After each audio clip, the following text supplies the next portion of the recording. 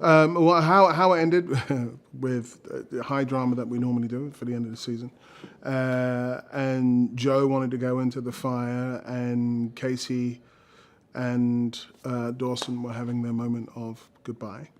And I know that for Boden, he was feeling quite upset and impotent, didn't know what to do because the way in was blocked. And he doesn't like to lose people at the best of times. So that drama and everybody locked inside, and Severide was inside, and David, I can't call him David, Herman was inside with Mouch and he was having a heart attack, and Boden was pretty convinced that he was going to lose someone that day. I think it's going to change the dynamics quite a lot for the audience watching, and I like the fact that the audience are waiting with bated breath for what happens next. And there's a friend of mine in the bar that I drink and he's like, what's happening? And I never give anything away. But what it's going to do for the season that's coming is everybody's sort of going to have it at the back of their head, how close they came and the loss that they have to take on board. The end of season 5, that is such a dramatic moment, because Dawson is like his surrogate daughter, and her hurting is going to affect him a lot. Casey, Severide, they're like his sons. So he's pretty devastated at that particular moment. The rest of his life, like his family and everything else, that's going fine, but there's a fine balance that he's got to hold. He's got 2 families, and the new family is a new thing of trying to keep that together and keep the Firehouse family together, and he's failed twice at that. And so that's where we left him. It was kind of okay. We didn't really focus on it that much, but we'll have certainly be having a look at that this season. We will pick up exactly where we left off, almost the moment that we left off. And there'll be a certain amount of satisfaction, and there will be for some fans. And other fans will be very disappointed. I can't give away any more than that.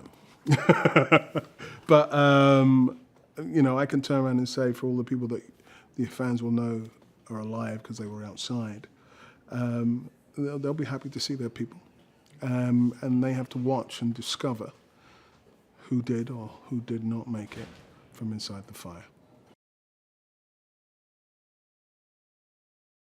I think our fans will follow us anywhere. I don't think it's going to matter what night we're on. The one thing I know from walking the streets of Chicago is that Chicago Fire fans are wholeheartedly into us and they believe in us. So it doesn't really matter to me, and I don't think it will matter to them what night we're on. It all derives from the alchemy that we all have, especially on fire. And it makes things very organic. The script is a script, and it's the launch pad for the relationships and the alchemy that's already there. And so how they've grown as we've grown. We're starting year 6. We're not exactly the same as we were as when we first started. When we first began, we had an idea about what we wanted to be. And now we're much more secure in what we are and what we do. We represent first responders across the globe, not just Chicago, because their stories don't really get told. Whenever there's a catastrophe, first responders are the first ones who have to go in. That fear, if it's a terrorist thing, that there may be a second bomb, is something that first responder has to take on board. These are the conversations that we have because our extras are firefighters and policemen. They have to take that on board every time they walk into a scenario. Ambulance people too. So that has helped us grow as human beings and as actors.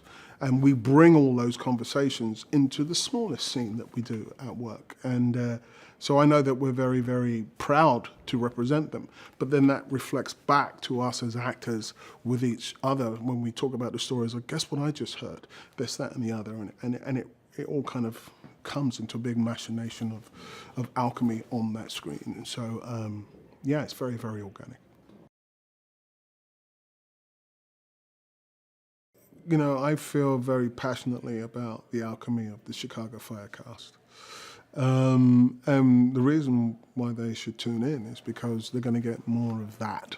And I know it's a very, very rare thing to see that. The writers this year have also turned around and said they're going to dig deeper and pull up storylines that really engage them. So they're not only going to get the excitement of the action and stuff, but they're going to dig deeper into our characters. And I think they should tune in for that, because you get to see these people who can function really well in a heightened situation like a car crash or a fire, and they're experts, but you come to their personal lives and they're kind of dysfunctional and they're not great at it. And that's a good balance, I think. And I think that's always something that you can watch, you know, because certainly as an actor, it excites me to be able to play. I'm really good at this thing, but I'm terrible at this thing over here, and trying to bring the balance of both. And I think they'll see that and all their favorite characters do that.